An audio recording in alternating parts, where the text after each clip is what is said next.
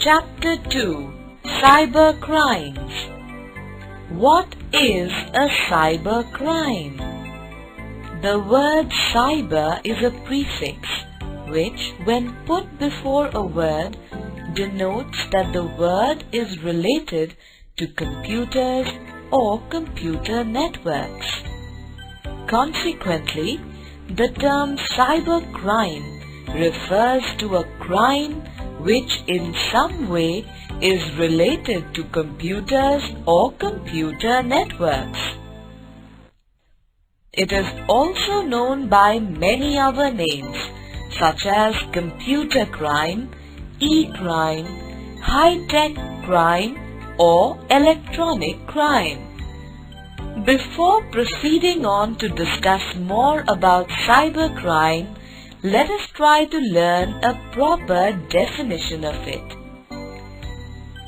Cybercrime refers to a criminal activity where a computer or computer network serves as either a tool of crime or target of crime or both.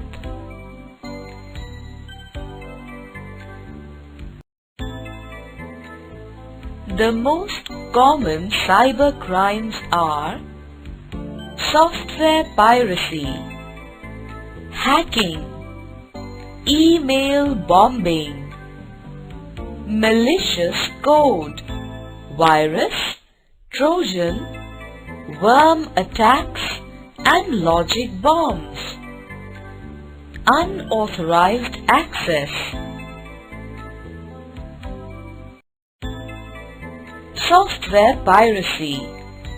Software piracy is the act of illegally copying of a software. It is the number one computer crime both in terms of money involved and the number of people involved.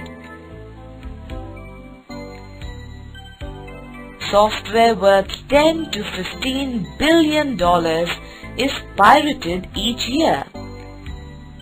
Many pirated software contain dangerous computer viruses which may seriously hamper the working of the computer.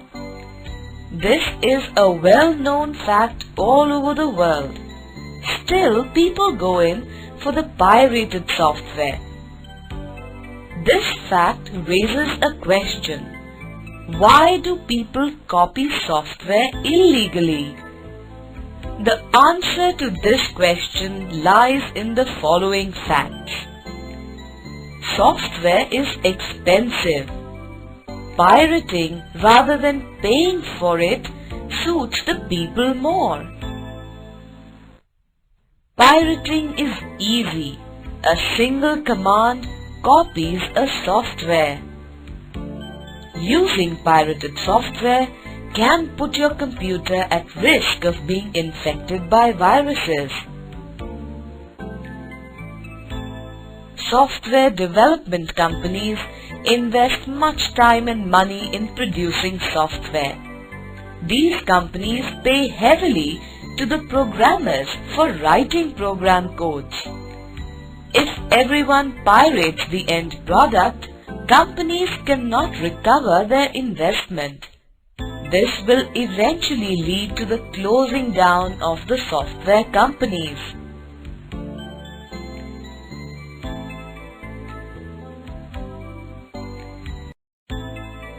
Preventing the software piracy. Software piracy is extremely harmful for the growth of the software industry. Almost all the countries of the world have enacted laws to deal with this problem. We from our end can do the following to stop this menace from further affecting the interest of the software companies. Do not buy or use pirated software. Always buy a licensed software. Buying a licensed software not only safeguards you from being part of cybercrime, but It also makes you eligible to receive a number of other services from the manufacturer. Do not download copies of the software illegally from the internet.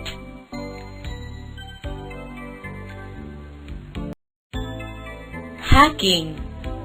Hacking is the act of breaking into computer systems and networks and gaining unauthorized access to the information stored in the computer systems.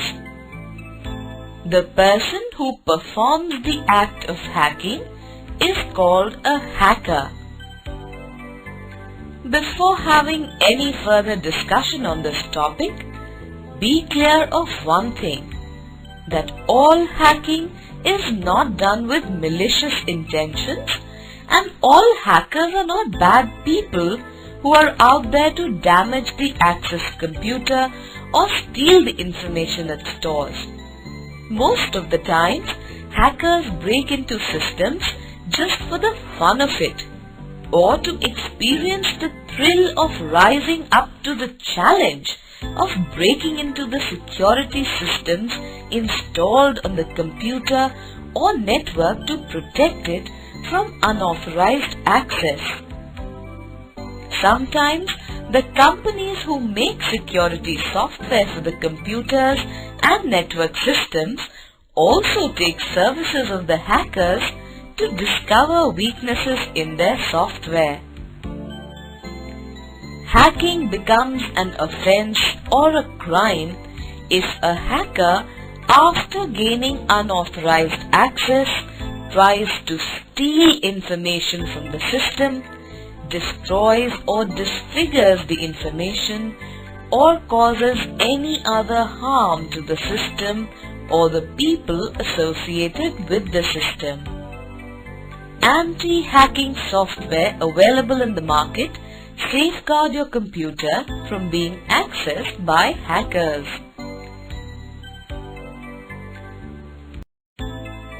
Email bombing. Email bombing refers to the sending of an excessive amount of unwanted emails to a particular mail ID. The mail ID may belong to a person or a company. Email bombing generally results in the email account of the affected individual or mail server of the affected company or email service provider crashing down. The email bombing is something that takes place on the internet almost every day. In many instances, the messages are large and constructed from meaningless data. It may be combined with email spoofing, which changes the identity of the account sending the email, making it more difficult to determine who actually has sent the email. Email bombing may be targeted to a particular person, that is, email ID of a particular person, or to a specific company or email service provider. Email bombing is a serious offense, as when mail servers of a company or email service provider crash, it affects thousands of people who want to communicate with the company or want to use the services of the email servers for sending urgent mails. Ways to prevent email bombing. Here are a few ways which may help you to prevent email bombing. If you are a company and having an intranet, getting a firewall installed on your computer network offers a degree of safety from email bombing. Educate people about the harmful consequences of email bombing so that people refrain from indulging in the act. Virus, worm, Trojan attacks and logic bombs. There are some mini software or programs which are written with the intention of causing harm to a computer system and the information stored in it. These program threads are called malicious codes. Malicious codes are of many types and can be classified into the following main types. Viruses. Viruses are the malicious programs which attach themselves to other program files and to other computers on a network. They usually affect the data on a computer either by altering it or deleting it completely.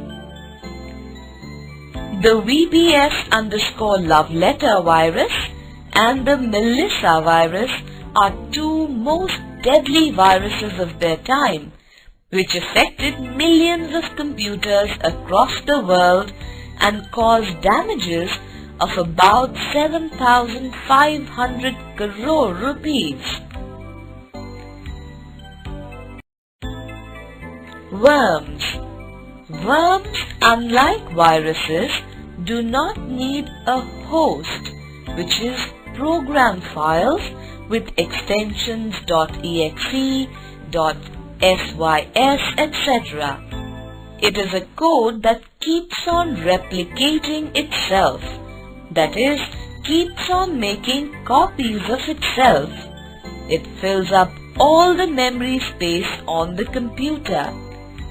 This eventually leaves no space to store the data and run programs, making the computer non-functional.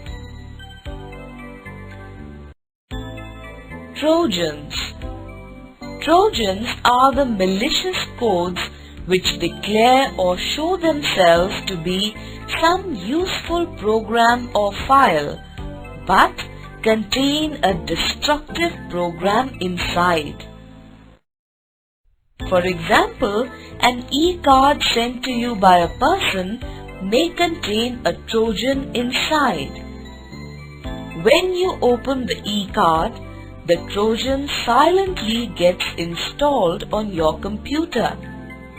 It damages your programs and files silently, and till the time you notice it, a lot of damage has already been done.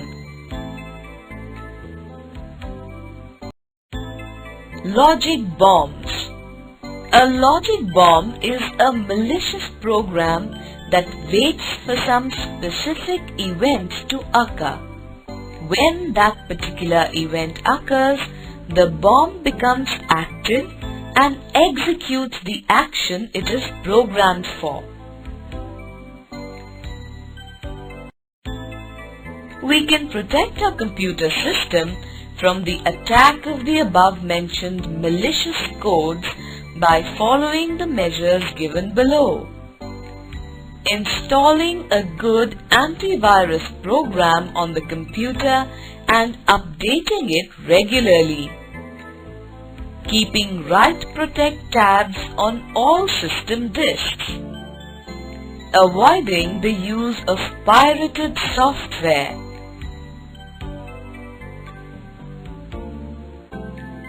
And scanning all external storage devices like CDs, floppy disks, DVDs, pen drives, etc.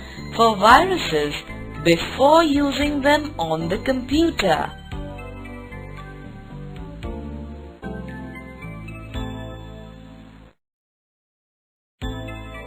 Unauthorized access.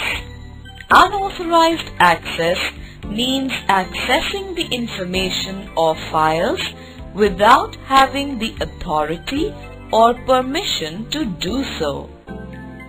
We can protect or safeguard our computer against unauthorized access in the following ways. Keeping authorization checks. Authorization of a user can be checked by keeping passwords or login IDs. Users are given unique login ID and passwords for their identification, and users who are not able to enter correct password do not get access to files. Using firewall. A firewall is the term that refers to hardware or software which are used to restrict access to information on a network. Firewalls are used by companies and organizations to restrict access to specific users.